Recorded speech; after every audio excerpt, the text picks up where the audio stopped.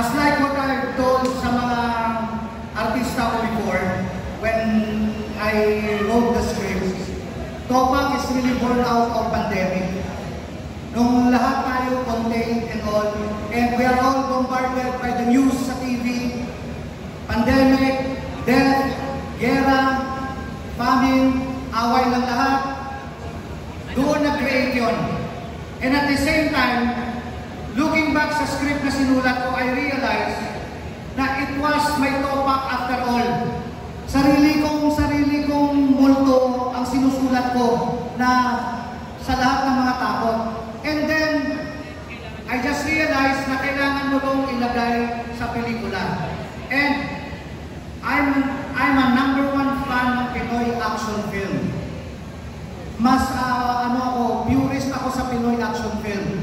Tungkol sa isang tao na inapig, lumaban at nanalo sa dulo. Yun lang ang kwento ko. And nung sinulat ko yung script, and then Arjo and Julia came along in the picture, everything is a history. Both of them naging revelasyon sa akin na nagkaroon ng buhay ang mga karakter na sinulat ko hanggang sa umabot sa punto na naniniwala na ako na hindi na si Julia Montes ang nag-acting sa harap at saka hindi na si Arjo ang nag-acting sa harap, and lahat po ng artista na-involved na rin sila and nabuksan na rin ang pananaw nila at saka pati yung tanong nila kung ano ang nag-trigger sa isang tao bakit nagkakaroon ng Topak.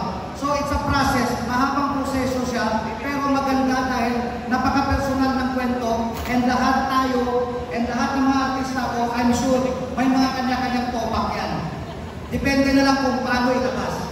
Thank you. Thank you, Direk. Last na lang, to the main cast, siguro si Encho, si Sid, si Kong, Arjo, si Julia, sama na rin si Ma'am Sylvia. Sabi nga ni Direk, parang may mga times all of us nakaka-encounter tayo na tinotopak tayo. Kayo po, when was the last time you have topak? Paano nyo in-address yung pagiging topak ninyo kapag producer? Si Miss Sylvia. Kanina lang, tinopak ako kasi nagutom na ako.